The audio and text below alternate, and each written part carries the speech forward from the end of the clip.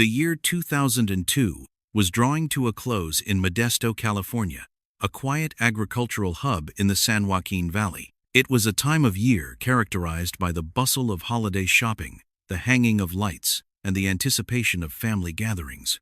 For Laci Peterson and her husband Scott, this particular Christmas held a profound significance. They were on the verge of becoming parents.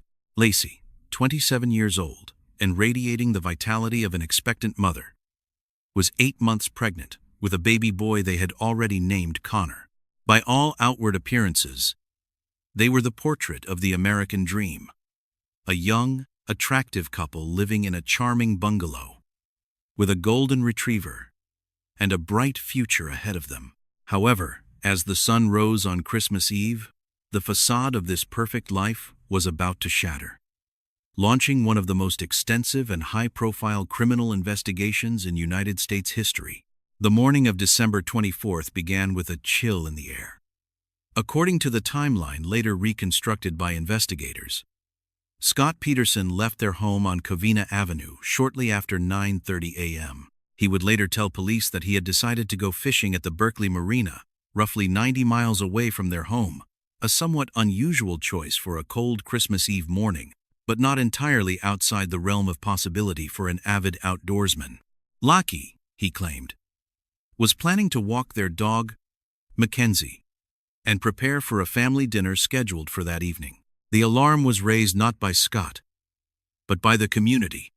Around 10:15 a.m., a neighbor found Mackenzie wandering the neighborhood with his leash attached, muddy and trailing behind him. The neighbor, assuming the dog had simply gotten loose, returned him to the Petersons' fenced yard.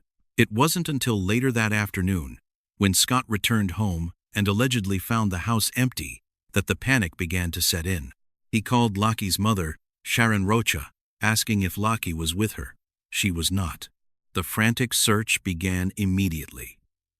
By 6 p.m., the sun had set, and the police were involved. The initial response from the Modesto Police Department was swift. Missing person cases involving pregnant women are treated with the highest priority, and the first 48 hours are critical. Officers arrived at the home and began a preliminary sweep. What they found, or rather, what they didn't find, would become the first building blocks of a case that would captivate the world. The house was immaculate. There were no signs of a struggle, no forced entry, and nothing appeared to be stolen. Laci's purse, keys, and sunglasses were still inside the house. It was as if she had simply evaporated. Detective Al Brocchini was one of the first investigators to interact extensively with Scott Peterson. In these early hours, police procedure dictates that the spouse is always looked at, not necessarily as a suspect, but to rule them out. However, Brocchini noted that Scott's demeanor seemed detached. While Laci's family was distraught, crying, and organizing search parties, Scott appeared calm, almost too calm. He sat at his kitchen table, answering questions with a flat effect. When asked what he had been doing that day, he produced a parking receipt from the Berkeley Marina. It was a solid piece of physical evidence placing him 90 miles away. Yet it struck detectives as odd that he would have the receipt so readily available, almost as if he anticipated needing to prove his whereabouts. As the days turned into weeks, the search for Laci Peterson expanded into a massive operation. The Modesto community rallied in an unprecedented way. A volunteer center was established, and thousands of flyers were distributed. The image of Laci, with her wide, bright smile, became a fixture on national news. Yet, as the public support swelled, the investigation into Scott Peterson was quietly intensifying. Forensic teams combed through the Peterson home and Scott's warehouse, looking for any microscopic trace of evidence. The investigation was not about finding a smoking gun in the traditional sense. It was about assembling a mosaic of circumstantial evidence. In the warehouse, detectives found Scott's boat, a 14-foot aluminum craft that he had purchased recently without telling anyone in his family. This boat would become a central character in the narrative of the prosecution. Inside the boat, they found a pair of pliers and a small amount of cement residue. The focus on the boat led investigators to examine the concrete in the warehouse. They noticed circular void marks in the dust on the floor, suggesting that buckets had been sitting there. They also discovered that Scott had made several homemade concrete anchors. He claimed he made just one for his boat, yet the recipe and the remaining cement suggested he had made several. The prosecution would later theorize that these missing anchors were used to weigh down a body in the depths of the San Francisco Bay. While forensic analysts were busy in the lab, a bombshell development occurred that would change the trajectory of the case and the public's perception of Scott Peterson. In late January, a woman named Amber Frey came forward. She was a massage therapist from Fresno who had been dating Scott. The revelation was startling not just because of the affair, but because of the deception involved. Scott had told Amber that he was not married. And later, in a particularly damning twist, he told her that this would be his first Christmas without his wife, implying that she had passed away. This conversation took place 2 weeks before Laci actually disappeared. Amber Frey agreed to cooperate with the police. She began recording her phone conversations with Scott. These tapes became the psychological cornerstone of the investigation. In these calls, while the nation was searching for his pregnant wife, Scott could be heard laughing, making romantic overtures, and maintaining the lie that he was traveling in Europe. In one infamous recording, he claimed to be celebrating New Year's Eve in Paris, while he was actually attending a candlelight vigil for Laci in Modesto. The duality of his existence, the grieving husband in public and the carefree bachelor in private, painted a picture of a man capable of profound duplicity. Despite the mounting circumstantial evidence and the exposure of his double life, there was still no physical trace of Laci or Connor. The police had a theory, they had a motive, and they had a suspect with a crumbling alibi. But they did not have a body. Without a body, murder cases are notoriously difficult to prove. The defense could always argue that Laci was still alive, or that she had been abducted by a stranger. The investigation utilized state-of-the-art sonar technology to scan the floor of the San Francisco Bay near the Berkeley Marina. It was a search for a needle in a haystack, complicated by the shifting tides, the murky water, and the sheer vastness of the bay. For months, the search yielded nothing. The case seemed to be stalling, entering a phase of legal limbo. Then, in April 2003, nature intervened. A massive storm system moved through the California coast, churning the waters of the bay. In the days following the storm, a gruesome discovery was made. On April 13th, the body of a male fetus was found on the shoreline of Richmond's Point Isabel Regional Shoreline. 1 day later, the partial remains of a woman washed ashore just a mile away. The identification process was clinical and precise. DNA testing confirmed what investigators had feared. The remains belonged to Laci and Connor Peterson. The location of the recovery was devastating to Scott's defense. The bodies had washed ashore only a few miles from the Berkeley Marina, the exact location where Scott admitted to being on the morning of Christmas Eve. The statistical probability of a random abductor killing Laci and then dumping her body in the exact same fishing spot her husband had visited 90 miles away was infinitesimally small. With the recovery of the bodies, the investigation shifted from a missing persons case to a double homicide. The police moved to arrest Scott Peterson. He was located in La Jolla, near the Mexican border. When police stopped his vehicle, the contents suggested a man preparing to vanish.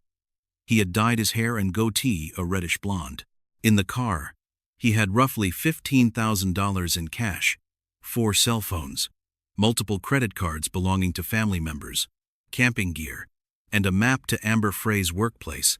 This was not the inventory of a man grieving. It was the go-bag of a fugitive.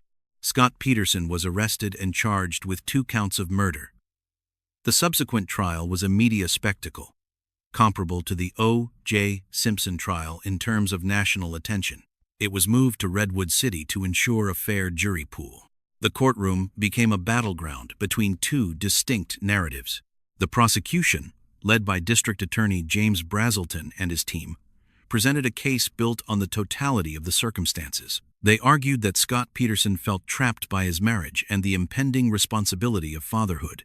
They posited that he wanted a life of freedom with his new mistress, unburdened by a child and alimony payments.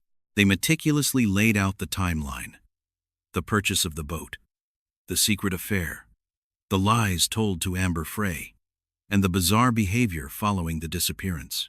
The forensic evidence regarding the bodies was presented with clinical detachment but carried immense weight.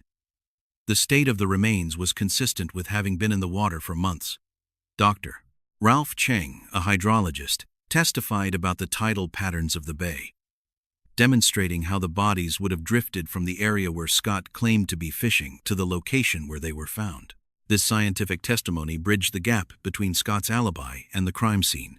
The defense, led by high-profile attorney Mark Geragos, fought back aggressively. They argued that the police had developed tunnel vision, focusing solely on Scott from day one and ignoring other leads.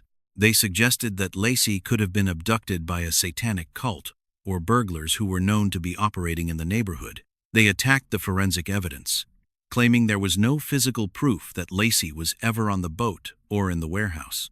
There was no blood, no DNA, and no fingerprints linking Scott directly to the act of murder. The trial lasted for 5 months. The jury heard from hundreds of witnesses, but the turning point for many observers was the testimony of Amber Frey. When the tapes were played in court, the jurors heard Scott's voice smooth, manipulative, and devoid of the anxiety one would expect from a man whose wife was missing. It dismantled his character. It showed the jury that he was capable of looking someone in the eye and lying with absolute conviction. In the closing arguments, the prosecution emphasized that while there was no video of the crime, the puzzle pieces only fit together one way.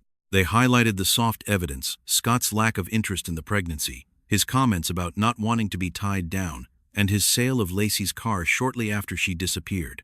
They painted a portrait of a sociopath who viewed his wife and unborn son as obstacles to his personal freedom. On the 12th of November 2004, the jury returned their verdict. The courtroom was silent as the clerk read the decision. Scott Peterson was found guilty of murder in the first degree for the death of Laci Peterson, and murder in the second degree for the death of Connor Peterson. The distinction in degrees suggested that the jury believed the murder of Laci was premeditated, while the death of Connor was a result of that act. The penalty phase followed, with the jury recommending the death penalty. Scott Peterson was sent to San Quentin State Prison's death row. However, the legal saga did not end there. For years, appeals were filed, contesting everything from jury selection to the admission of certain evidence. In 2020, the California Supreme Court overturned Scott's death sentence due to procedural errors in jury selection. Though his conviction was upheld, he was resentenced to life in prison without the possibility of parole. The murder of Laci Peterson left a scar on the American consciousness, but it also left a legacy of change. In the wake of the tragedy, Congress passed the Unborn Victims of Violence Act, also known as Laci and Connor's Law. This legislation recognizes an unborn child as a legal victim if they are injured or killed during the commission of a violent crime. It ensures that perpetrators can be charged with 2 crimes, reflecting the loss of 2 lives. From a forensic and investigative standpoint, the case serves as a masterclass in the power of circumstantial evidence.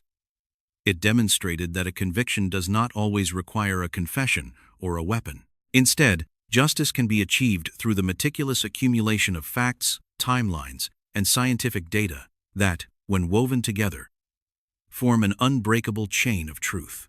The investigation highlighted the importance of digital forensics, the utility of hydrology in maritime searches, and the critical nature of early behavioral analysis. As we look back on this case, it serves as a grim reminder of the dangers that can lurk behind the closed doors of seemingly happy homes. It forces us to question how well we truly know the people around us. The story of Laci Peterson is not just a story of a crime. It is a story of a community that refused to give up, a family that fought for justice, and a legal system that, despite its complexities, ultimately sought to speak for those who could no longer speak for themselves. The resolution of the case brought a measure of closure, but the loss remains. Laci Peterson was a vibrant young woman with a contagious smile and a generous spirit.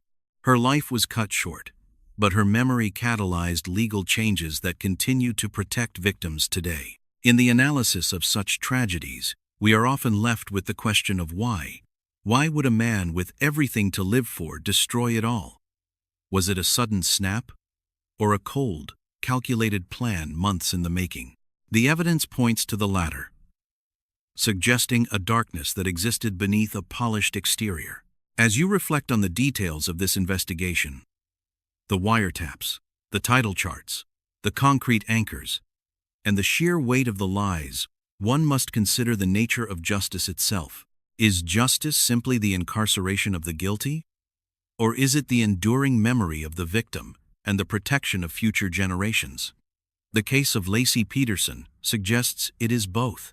It stands as a testament to the fact that the truth, no matter how deep it is buried or how far it is driven out to sea, has a way of rising to the surface. This concludes the examination of the investigation and trial of Scott Peterson. It is a narrative of loss, but also of the relentless pursuit of truth by law enforcement and the unwavering love of a family. As we move forward, let this case remind us to remain vigilant, to cherish our loved ones, and to understand that justice is a marathon, not a sprint. What are your thoughts on how the digital evidence, specifically the recorded calls, played a role in this pre-smartphone era investigation?